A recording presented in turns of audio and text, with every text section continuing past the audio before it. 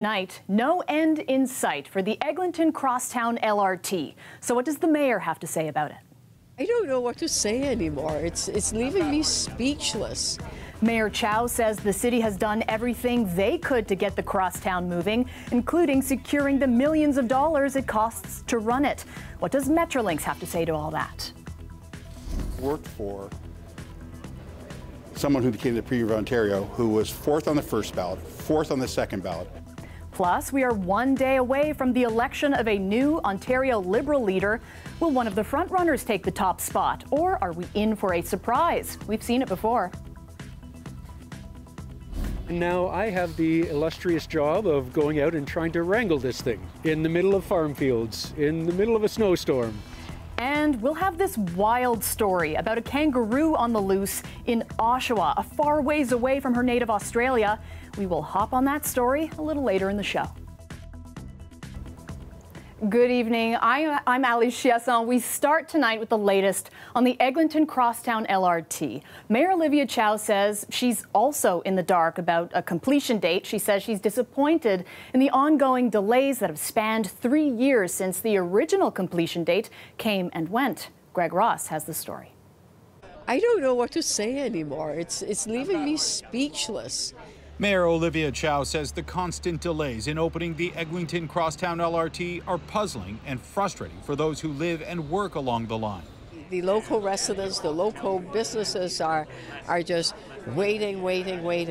But Chow has no explanation for those residents and business owners on Eglington because she says she's not getting one from Metrolinx herself.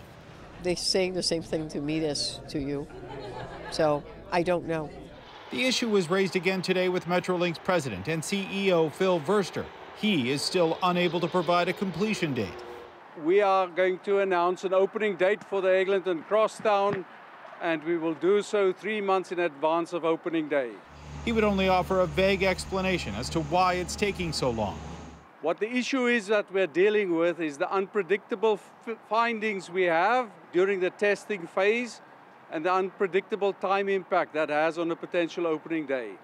That's why we're not declaring an opening day now, but we are continuing to work vigorously to get us to that opening date.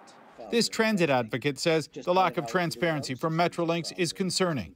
And the fact that Metrolinx is being absolutely silent on what the details are doesn't give me an awful lot of faith. Is this a case that, like the paint didn't dry on the platform walls properly, so we got to go and repaint the stations, which is easy to fix?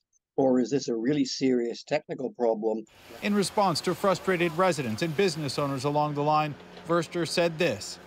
We have returned a lot, nearly 90% of the roadways along Eglington. We've returned back for service, and pedestrians and businesses have access to their businesses back as before.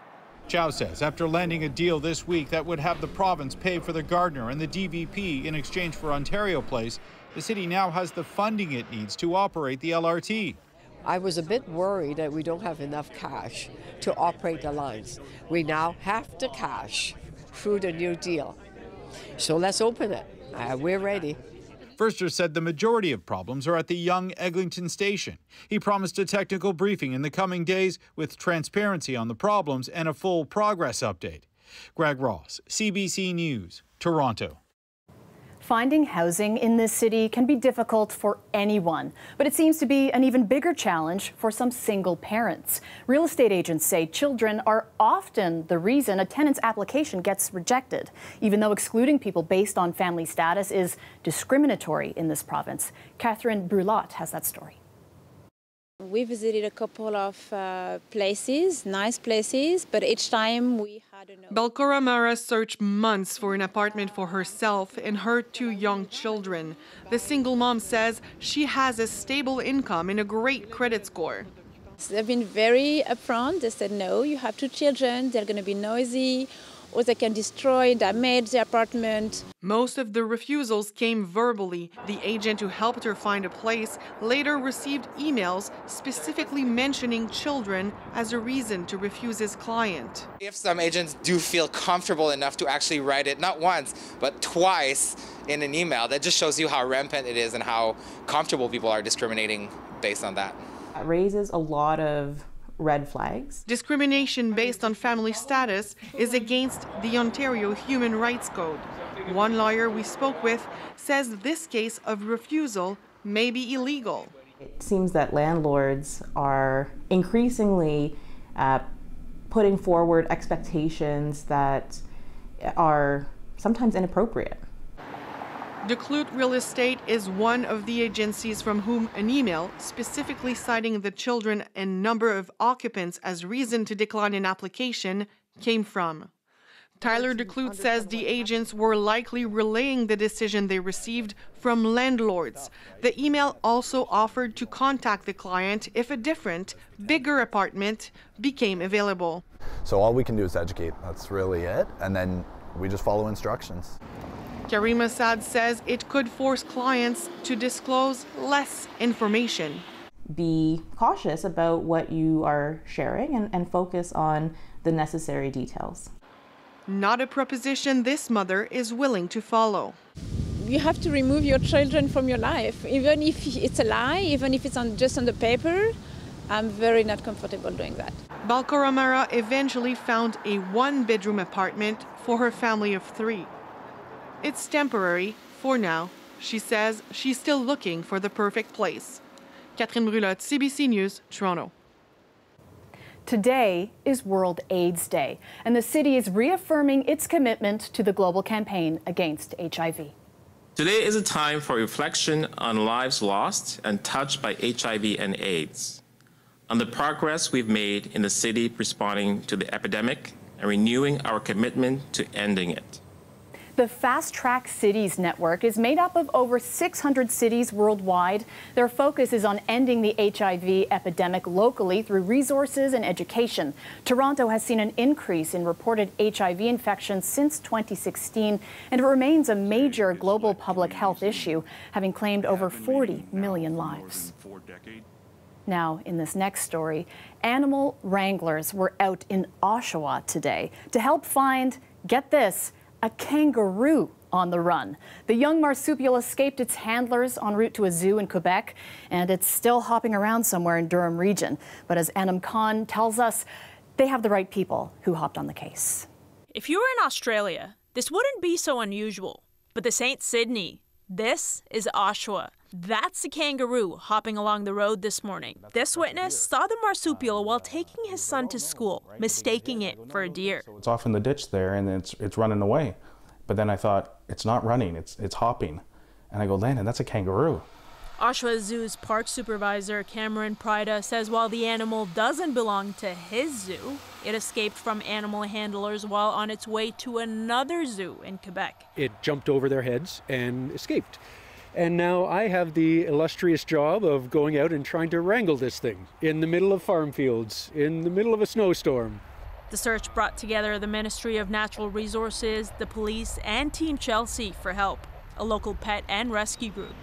It used a heat-seeking drone to track down the kangaroo, to tranquilize it and bring it in from the cold. Unfortunately, once cornered, she got spooked and ran away. They called off the search for tonight because, as you can see, conditions are getting really difficult. It's dark, it's cold, it's wet, and they don't want to scare the animal. They're worried that she'll hop onto the road, onto oncoming traffic, and she is very, very fast. Meanwhile, the CEO of Toronto Zoo also worries about predators. You'd be concerned potentially, say, of if somebody has a dog off leash, a large dog or a coyote. And again, hopefully this kangaroo can find a safe, sheltered location. Some neighbors couldn't help but worry. Don Harney and his grandson live nearby. He was interested in the kangaroo. He thought it'd be hungry and scared. So he wanted to come over and just check out. We heard they were looking at it with a drone. Little Owen's never seen a kangaroo before. Now, there's one across the street from his home. I hope the kangaroo is safe. Rescue teams will resume their search when the sun comes up tomorrow morning. Anam Khan, CBC News, Toronto.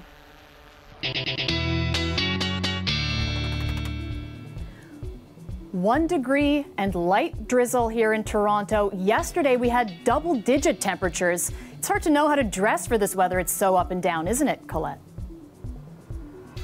Yeah, Allie, so many places we could go with this. I mean, it's the start of December. It's the start of meteorological winter. It's also leading us into the weekend. And here we are dealing with the wintry mix. And obviously, that's the big news. But the reason I'm starting with temperatures is because that's had an impact. As of 7 a.m. this morning, no problem with those readings being above freezing. As the moisture came in, though, we saw those temperatures dropping. And with that north to northeasterly flow, in fact, the snow line fell even further south, and more mixing even into the city really has been the experience. As the temperature comes up a couple of degrees overnight tonight with the next wave, we're still going to see some fog through the overnight hours, experience that, and some mixing into tomorrow morning. A few centimeters to 5 or 6 over towards Peterborough, a few centimeters possible certainly to the north, but that's not going to be the end of it for the weekend. We've got another system that's going to be rolling through as well. So tonight, 2 degrees. For tomorrow, most of it in the morning, then drier in the afternoon, and then the next wave, which I'll talk about when I come back. A man is dead after he fell 2 stories while working on a home in East York this morning. Toronto police say the accident happened around 9 a.m. near Yardley and Glenburn Avenue near Victoria Park. Crews arrived and the man was pronounced dead at the scene. The Ontario Ministry of Labour has been notified and they will conduct an investigation. In other news, the inquest into a man's death at an Ontario jail wrapped up today. Suan Fakri died after an altercation with prison guards back in 2016. Fakiri's family hasn't stopped seeking answers in the 7 years since his death. And as Tyler Cheese reports, the inquest has finally provided some of those answers. But first, a warning, this story contains footage that may be upsetting to some viewers. For the past 2 weeks, a jury has been presented with a slew of evidence about Suan Fakri's final days at the Central East Correctional Centre in Lindsay, Ontario. Fakri suffered from schizoaffective disorder and was detained at the correctional centre while awaiting trial for allegedly attacking a neighbour. In the days that followed his arrest, guards monitored Fakri's behaviour, noting he appeared mentally unwell. The stench of feces, urine, and vomit by the appearance of it, acting irrationally, he's not responding. Going to try to get him out and get him cleaned up.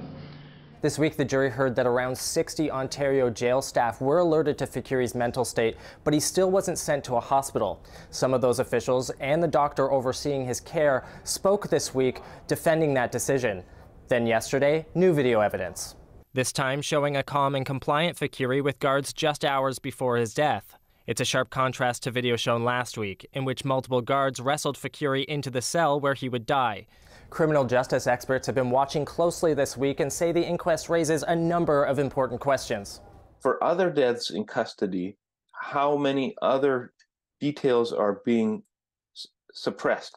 How many other cases are there like this where we're told, people just doing their job and actually, there's a horrific injustice that has happened. He's hopeful that this case will lead to significant changes in the correctional system, not just here in Ontario, but across the entire country. I don't see how jail can be intelligible to people anymore as a response to distress or even a response to transgression. We put people in jail in these very same jails all the time for very minor transgressions, and the same things could happen to them any minute. Now, I have spoken with the Fakri family today, and they have been watching closely, but they don't wish to comment at this time until a final verdict is reached. The inquest does continue into next week, with jury deliberation beginning on Thursday. Tyler Cheese, CBC News, Toronto. Now, the city is planning to remove the last of the coin-operated parking meters. There are 150 of them left in operation, and it costs the city $1 a day to maintain the meters, and each one only makes about 18 cents in a day. They will be replaced by the side street consoles where you pay by card or the Green P parking app. The decision to replace the coin meters goes to Council December 13th. And starting today, illegal parking on private property will cost you 2.5 times more. Parking tickets will go from $30 to $75. This applies to parking illegally in private parking lots or reserved spots. And skating rinks are open across the city if you're looking for something to do this winter. And if you don't own skates, no problem. The city's skate lending library kicked off today in Riverdale, allowing people to borrow skates and helmets. We really want to get people out over the winter season, enjoying one of our favorite pastimes, learning to skate and having a good time. And we want to remove barriers to that. The program, in partnership with Desjardins Group, delivers equipment to different outdoor rinks all winter. The full schedule is available on the city's website. Well, today we're really excited to be opening the Union Winter presented by TD Roller Express Rink. It's a free indoor roller rink right here at Union Station, where you have free skate rentals, free skate lessons, and a really fun time. You can swap the ice skates for roller skates. A new indoor roller rink opened today at Union Station. They'll host DJ nights and other performances and have 19+ events. The rink will be open until February 4th. Welcome back. By this time tomorrow, we could know who the next leader of the Ontario Liberal Party is. Voting has already taken place. The ballots will arrive in Toronto tonight, and the counting starts tomorrow. Queen's Park reporter Lorenda Redekop tells us how it will all unfold. More than 1,000 Liberal Party members are expected to gather here tomorrow, waiting for the results. The ballots will arrive in U-Haul trucks from across the province, kept in a room and guarded all night by security. We need to go on a path. Bonnie Crombie is seen as the front-runner. The on-leave mayor of Mississauga has the most name recognition, against Nate Erskine-Smith, Ted Hsu, and Yasser Naqvi. But front-runners don't always win. I worked for someone who became the Premier of Ontario who was 4th on the first ballot, 4th on the second ballot, and 1st on the 5th ballot. So you never know what can happen. He's talking about Dalton McGuinty. Here he is a day after becoming leader. I'm feeling great, ready to take on the Tories, ready to win the province. But he did not win his first general election. And this time, the party is coming from further behind, something the NDP want Ontarians to remember. They've been knocked out of party status now twice. They don't even have enough members currently to be an official party. So they've got a long road ahead. We, on the other hand, are in a really great position to be able to continue to take this government to task every day. Another factor in who wins, how many people marked a ballot. One Liberal strategist says he's heard those numbers were low. It's a turnout game, right? It is a question as to who was able to get their supporters with their ground game out to those in-person polling places, which, as I talked about, was a real challenge. So it may present some unlikely scenarios this weekend.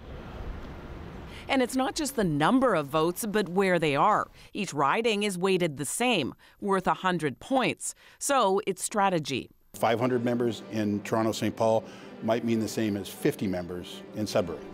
When the new leader is announced will all depend on whether this is decided on the first ballot. The earliest possible time would be sometime in the afternoon. And all those ballots, they're going to be counted by hand. Lorenda Redekop, CBC News, Toronto. Ontario's Green Party has doubled its presence today at Queen's Park after Aislinn Clancy was elected as the new MPP for Kitchener Centre last night. I don't think we were expecting that. We didn't know what to expect, to be honest. Like, we thought it would be a really, really tight race between NDP and Green, but to see the results just with the overwhelming win was amazing. I spent many days in Kitchener over the last 8 months, and I think it's because it was a huge opportunity for the Ontario Greens to double our caucus and just show momentum. Also, Aislinn Clancy is a fantastic MPP. She'll be a strong voice for Kitchener Centre. There are now 2 Green Party members of provincial parliament as Clancy joins leader Mike Schreiner in the legislature. The win means she'll have to step down from her role as a city councillor in Kitchener.